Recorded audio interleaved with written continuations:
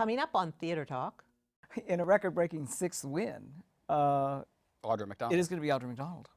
And if she wins this, Michael, that means that she's the only actress to have won. In all 4 acting categories. Right, supporting Lead and actress supporting in a drama play. and musical. Plus, she won for lighting design one year. And best set. She was best set. Theater Talk is made possible in part by the CUNY TV Foundation.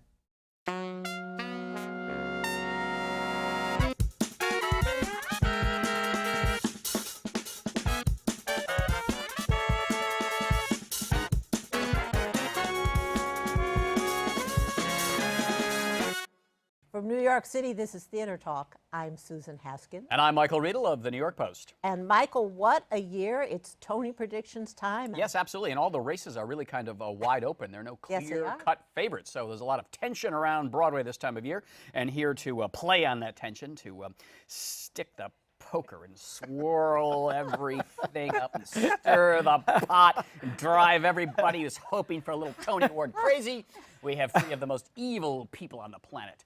Patrick Pacheco of New York One on Stage, the Los Angeles Times, and artinfo.com. Welcome to Theater Talk, Patrick. Michael Musto of out.com wearing... Now, that outfit reminds me of those cartoon characters who sing supercalifragilistic in Mary Poppins. This is actually a dish rag from Aladdin.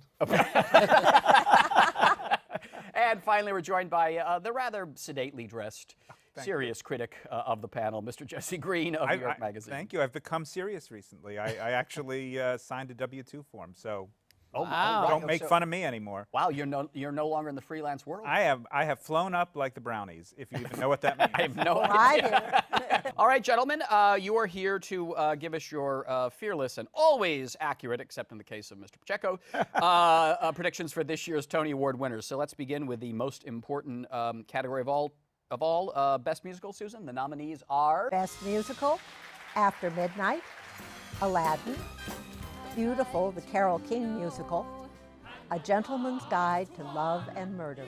all right, Patrick, what's your favorite here?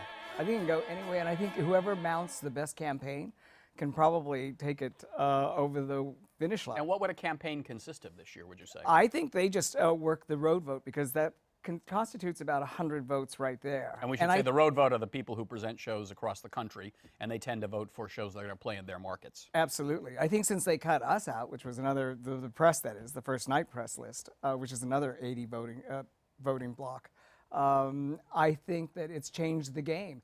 And I think these are also evenly divided, that any one of these 4 could actually take it. So come on, you're here to predict. Beautiful.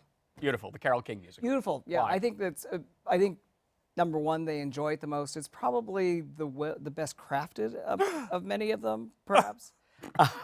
Sorry, I'm I think the it's got- vapors over here. I think it's got a passably good book by Doug McGrath. I think it features a terrific performance by Jesse Mueller. I think the Carole King songbook is very popular. I think it kind of delivers on those. I wouldn't put it past After Midnight getting it either.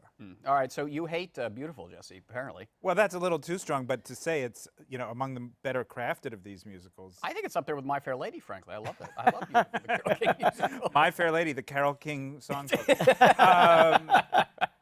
Yeah, I agree that it could go any way. And what's really interesting is these 4 choices, and there were other, I think, good musicals as well that could have been in the category, are very different kinds of music. I really think it's going to be a close race because it's going to divide up the voters among those who like a pure entertainment review versus a book musical versus an animated. Well, does anyone really prefer an animated cartoon? But anyway. You've got kids. There's a different, they're 20 and 18.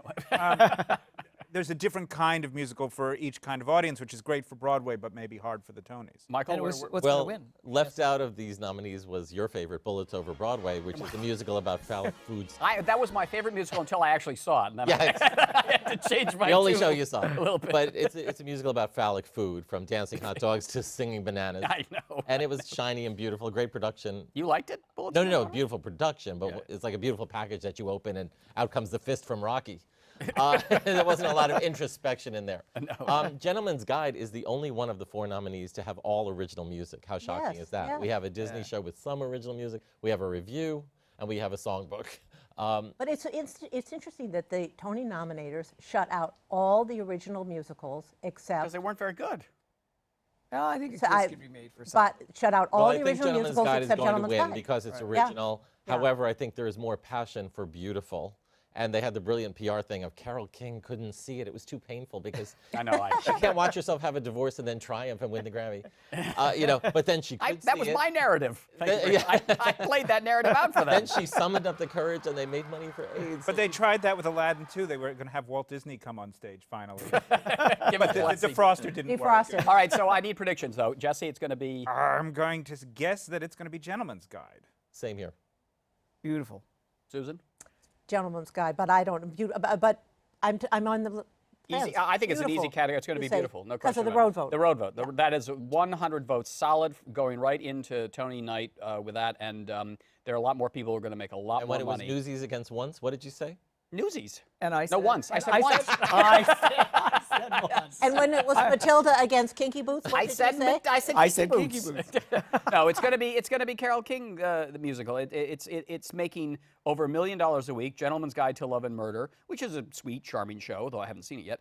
But That's why it's a sweet, charming show. it's not a hit, and the Tony voters will never vote for something that's not a hit. The thing about Once that year too, Once was a hit. It was doing well, but Gentleman's Guide not. So it's going to be beautiful. Best play, Susan. The nominees are Act 1, I don't sit, I pace.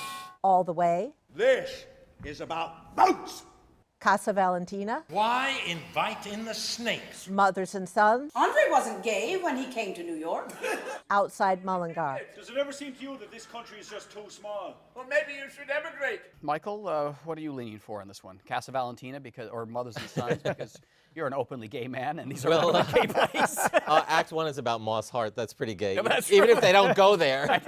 Act 1 is also about the theater, and theater people love that kind of self-congratulatory thing about the making of a play. It had the worst pre-buzz of any show this year, and then opened to like, hey, it's not bad. Well, it was very long in previews. Act 1, it was like 3 hours, but James LaPlante Yeah. and director managed to. I still think it's going to be All the Way because that has the feeling of importance. It's long. People love something like And that's the play about Lyndon Johnson's first Yes. year in office. Yeah. So you think it's All the Way, Patrick? I agree. I think it's probably going to be All the Way. It has that heft. It has that historical heft as well. And I think it was very well done. And I think Bryan Cranston's going to take it as Best Actor in a lead. Jesse, In a play. did you like All the Way? Pretty well. Certainly a lot more than Act 1. I didn't realize that's what the critics say. I no longer read the critics. I don't blame you. Even my own. Yeah, All the Way is exactly the kind of play that the Tony voters tend to award, and it is well done. And Now, is it going to bother anybody that All the Way is really inaccurate historically? Who are you, Doris Kearns Goodwin? No, but I mean, How do you know? that's my only quibble about it. it is will. What's the in a- answer is no. No. It will not bother. It's a bunch of Tony voters. What Susan. about- You think they're experts in 20th century we were American just talking history? about Beautiful, the Carole King musical. Well, that's true. If accuracy were any guide to Love or Murder or Tony Awards, And Beautiful, the musical, which I had my problems with the book because I felt it was like a 50s, what do you call, biopic that Yeah. was very inaccurate. But when you're dealing with history that way, it just seems, it's a great performance. But Give it. What's where's inaccurate, Susan? What's inaccurate about it? Oh, no, we Doris, will not can you tell bore, it? well, we No, will no, not no. bore. If you make the charge, it's inaccurate. All right. Substantiate the charge. Number one, they conflate Lyndon Johnson his was never elected negotiations with the 1957 Civil Rights Bill with the 1964 Civil Rights Bill, and a lot of facts that should be in the one or in the other. This Talk is to- electrifying television. I'm mad at all. the Tony voters don't care about accuracy. All right, thank you. Exactly. Right. I actually think it's going to be Act 1 because I think, as Michael said, theater people are sentimental, not about this play, about that book, and they do like that self-congratulatory, we're all in this crazy business together just trying to put on a good show. So I give it to Act 1, you give it to All the Way. I give it to All the Way. All the Way. All the way. You hate All the Way, right? No, I don't hate All the Way. I think it will win. I'm the only person here for Act 1. Well, which you no. Cheese stands Edit, alone. which you haven't seen. Thank you very much. All right, best revival of a musical. The nominees, Susan, are Hedwig and the Angry Inch, Les Miserables,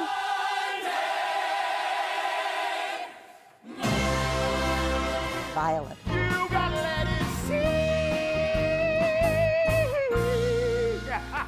I think this is Hedwig and the Angry Inch, is it not, Patrick? Easily? I think it's as close to a lock as you can get. of any of these Tony nominations that Hedwig will be honored. I think Michael Mayer will, Who directed it. director, and also Neil Patrick Harris. As the I think he's going to have a very good night. Let me ask you guys though. I saw the original production of Hedwig when it was down at the Jane Street Playhouse, and I thought it was very, very moving. And you really got a sense. John Cameron Mitchell, who played Hedwig originally, really was a sad, pathetic, broken down act there. I thought this was a very superficial, very glossy, Broadwayized version of the show, and I did not think for a moment that Neil Patrick Harris was a broken down old glam rock star. I liked it a lot, but a lot of people are finding that the Inch perhaps isn't angry enough. Neil Patrick Harris, and I guess people with 3 names have to play this part for some reason, he has given interviews where he talked about... James Earl Jones is going to drum. and Kathy Lee Gifford.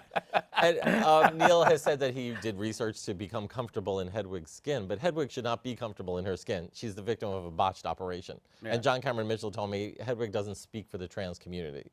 She's trans not by choice. Right, right. Or what, I said that wrong. But you know what I'm saying. But he said something, and it was insightful. Right. However, I thought it was sensational, and the way he leaped into the role was daring and exciting, and the way they transformed it for a Broadway stage, and they made it, this is going to be on the set of the abandoned musical about Hurt Locker. Little strange. A bit of a stretch? Yeah. You seem a little skeptical about it. Well, I think that they had to do something to make it fit on a Broadway stage, and the different interpretation goes along with the different venue. I saw the original as well, both with John Cameron Mitchell and Michael Cerveris, who followed him, and it was a very different show. It was more pathetic. Yeah. It was... just more emotionally... Hedwig didn't have control over her image or her pathos. This Hedwig is playing that shtick for the entertainment of the audience. I don't think that's a terrible choice. It probably is necessary in order to sell that number of seats in that kind of place. I think it was probably a pretty smart choice. But you could have done anything then with Neil Patrick Harris. I mean, the thing was, he says, I'm Neil Patrick Harris, I'm going to tell these shticky jokes and run around in bizarro wigs. And that could have been any show, not this one about this tormented person that I had previously. But apparently the time was right because it is doing very well. One thing I do want to say, though, of all of the scores out there, I still think Hedwig is the best score, one of the few genuine rock scores that works also as a musical theater score. It's a great score, but Violet is a great score, too, and I would love to see it recognized in some category or another. I'm not sure if it will be. So Hedwig, you think? I think so. Hedwig, and I love Lena Hall in Hedwig, I have to say. Oh, yeah, she's very good. A revival of a play. The nominees, Susan, are? The Cripple of Inishmaan. Poor Billy'll never be getting kissed, unless it was be a blind girl. The Glass Menagerie. Oh, here you are in the Pirates of Penzance. A Raisin in the Sun. Man say I got me a dream, woman say eat your egg. Twelfth Night. How now? Malvolio. Oh. Jesse, I thought for a while it would be Raising the Sun, but I'm hearing more and more 12th Night. People seem to remember that very fine Mark Rylance production that is now closed, but it was very successful, and I think there's some affection for that still. It was a unique Broadway event. It was beautifully produced, and although A Raisin in the Sun and, for that matter, The Glass Menagerie were excellent revivals of those shows, we get revivals like that from time to time. We do not get things like 12th Night very often, let alone successfully. So I think it could be that people are turning toward it for that reason, but really any of these would be a viable candidate. Yeah, Michael, your sense? Cripple doesn't have a leg to stand on. Were you up all night working on that one? 2 weeks. Raisin was superb, but its chances are shriveling in the sun, and Glass Menagerie's chances are shattered. That leaves 12th Night. A Glass Menagerie I liked, and a lot of people went insane for, but it's really divided people. Some people thought it shouldn't be about a woman who really wants the best for her kids. It should be about a monster, because that's how they're used to seeing it. Right. 12th Night I thought was extraordinary. It was an astonishing production, and this is the year of drag and trans on Broadway. 3 of the performances in this that are nominated are from drag, out of 7 cross-dress performances, let's say. Boy, you're really tripping me up on all this gender-bending stuff. This is not an area where you should go very often, Michael. I'm very confused. Patrick, it's Raisin. I think it's between Raisin in the Sun and 12th Night. But I think it's 12th Night. I think people just have really fond memories of 12th Night. And I think they'll remember them when it comes to voting. I think it's 12th Night. Yeah, I'm a big Raisin in the Sun fan. I think this is a wonderful production. I think it's a great play. But more and more I'm hearing 12th Night. 12th Night, yeah. 12th Night. You got a pre-show with 12th Night. Yeah. You got Yes. to watch them getting ready. It was sort of like Playing the Mamma Mia. mandolin. It was like Mamma Mia. Right. All right, let's get to some of the performers there, Susan. Best performance by a leading actress in a musical. Mary Bridget Davis, A Night with Janis Joplin. Sutton Foster, Violet. Idina Menzel, If Then. Jessie Mueller, Beautiful, the Carole King musical. Kelly O'Hara, The Bridges of Madison County. So it's quite a lineup there, Jesse. Where do you think the voters are going to come down? I really don't know. I'm not just playing a game. They were all excellent. These are all deserving performances. And I think, you know, If Then was not received in general as well, although I liked it. I seem to have been the only critic who did. So that might work against Idina Menzel. Kelly O'Hara has never won a Tony, is performing as well as she has ever performed in her whole life, and is singing the most beautiful music beautifully. So some people may feel it's time, but Jessie Mueller seems to be a popular favorite at this point. So you think it's going to be Jessie Mueller if you had to tip your hat? I guess so. All right, Michael? Seems to me they didn't cotton to Michelle Williams in Cabaret. They, No, they did not. purposely omitted her, and they went back. She was the biggest star of them all Yeah. in this category. Well, I guess Idina's a big star now. Jessie Mueller shot out like a cannonball when she did On a Clear Day. She was the rising star of that production. She has not stopped working ever since. People adore her as Carole King. There's the passion element. And I think it's her chance to be anointed. Jessie Mueller. Patrick? I just don't know. I mean, it's just such a tough category. But I We think don't have you on the show not to know. You're supposed to be an expert. Okay, Jessie Mueller. Okay. Thank you. Jessie Mueller, but I agree with Jessie that if Mueller? then no, Jessie Green. Jessie Mueller thinks Kelly's going to win. If Then deserved a lot more respect than it got Yeah. or received from the Tony. I think it's going to be Jessie Mueller, and what I admired most about her performance is that it's not really it's not Michael, a Broadway this was the third time you've said this on the show. I'm What? sorry. This exact monologue you're about to give, you've said twice before on the show. Well, that's because it's insightful and therefore worth repeating. I think Jessie Mueller it's not a flashy, big Broadway performance. I think it's very subtle and ultimately quite moving. So. I know the only kind of acting Susan respects is Ethel Merman. Just want to put in a word. Sutton Foster is giving the best performance of her career too. Yes. In a quite good. totally unglamorous way, which Tony voters sometimes enjoy. So I don't think she has the momentum that we've been talking about for Jessie Mueller, but still. And Kelly O'Hara has had 5 nominations and never won. Is this her 5th? I think it's her 5th. Countless, let's say. Countless. All right, best performance by a leading actress in a play, Susan. The nominees are? Best performance by a leading actress in a play, Tyne Daly, Mothers and Sons. LaTanya Richardson Jackson, A Raisin in the Sun. Cherry Jones, The Glass Menagerie. Audra McDonald, Lady Day at Emerson's Bar and Grill. Estelle Parsons, The Velocity of Autumn. I think Estelle only performed that play 3 times. Was that because she got sick and then the play closed? Well, no. The play was quite successful out of town. It came in. Well, with I know, her but as a actually on whole- Broadway it didn't last. No. And Susan, it closed in 3 hours. I saw Estelle the day she came back from being out for 6 performances because she'd been sick. And what a life force that woman has on stage. It was just amazing. She's a wonderful actress, no question about it, but nobody 86. nobody It's saw incredible. it. Nobody It was saw a horrible play. You cannot really win that award That's in the a problem, horrible yeah. play. All right, who's it going to be, Patrick? Those 4 performances, those 4 other performances are incredible. All of them. Yeah. You know, in any other in any other season, LaTanya Richardson Jackson would win in a. She's remarkable in A Raisin in the Sun. Walk. Wonderful, yeah. But I think it's going to be in a record-breaking 6th win. Audra McDonald. It is going to be Audra McDonald. And if she wins this, Michael, that means that she's the only actress to have won. In all 4 acting categories. Right, supporting Lead and actress supporting, in a drama, play. and musical. Plus, she won for lighting design one year. And best set. She was best set.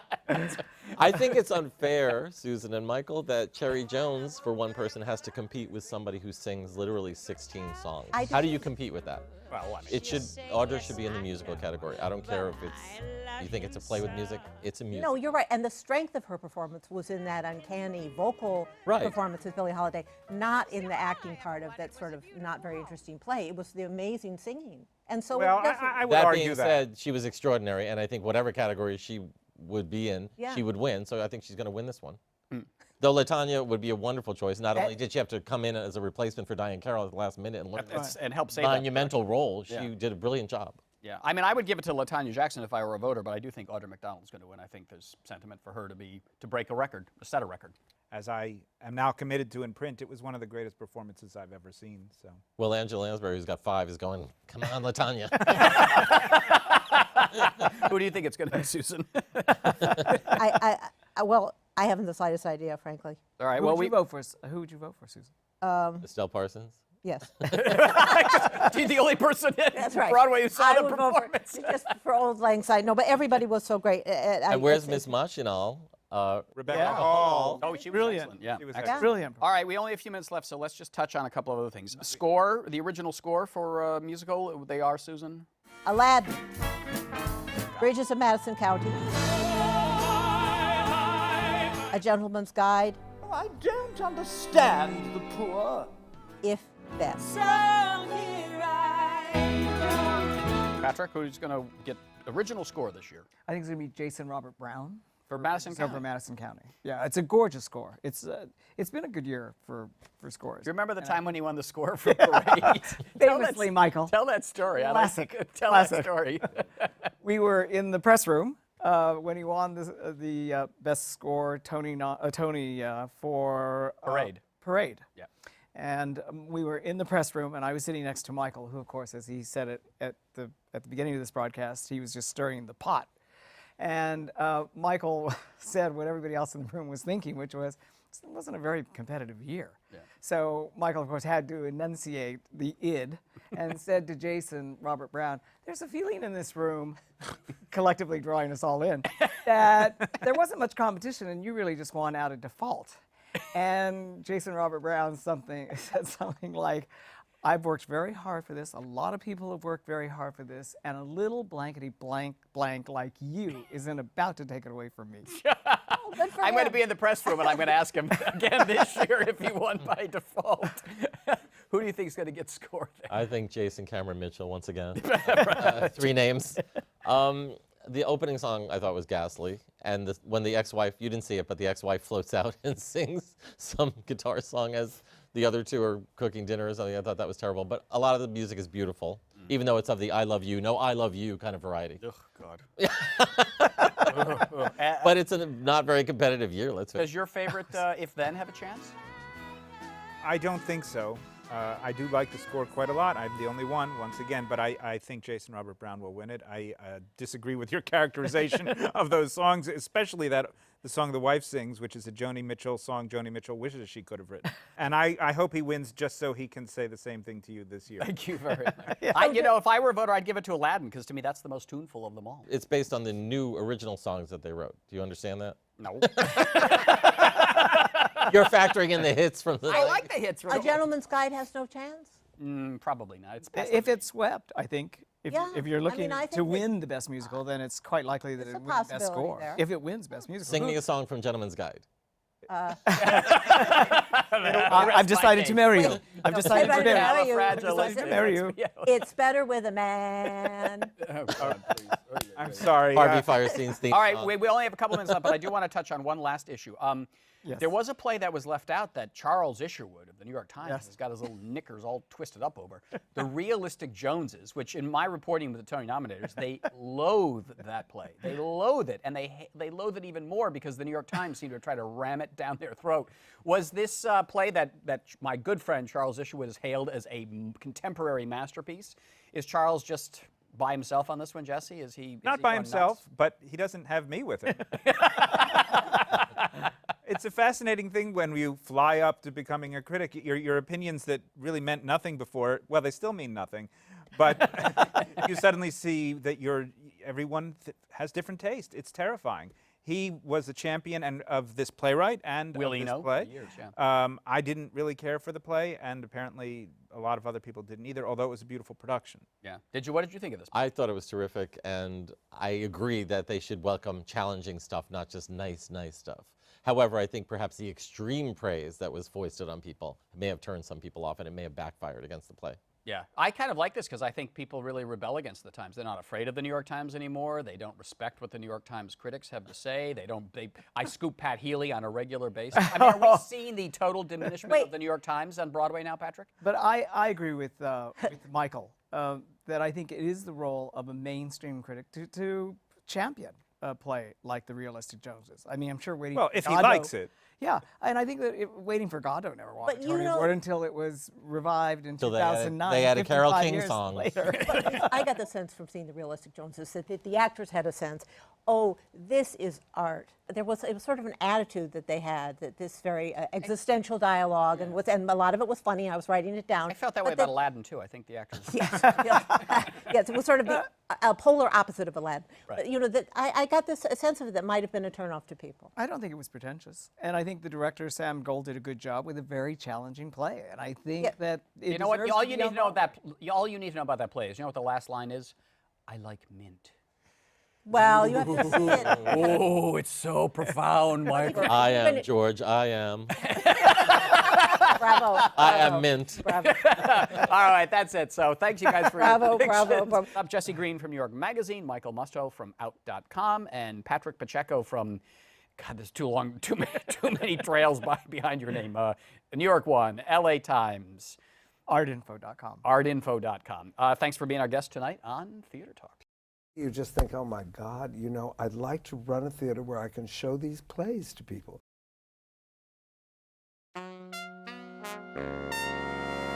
Our thanks to the Friends of Theater Talk for their significant contribution to this production. Theater Talk is made possible in part by the Frederick Lowe Foundation, the Corey and Bob Donnelly Charitable Fund, the Noel Coward Foundation, Carrie J. Fries, the Dorothy Strelson Foundation, plus public funds from the New York City Department of Cultural Affairs, the New York State Council on the Arts, a state agency, and the Theater Development Fund's Technical Accessibility Program, which helps provide closed captioning.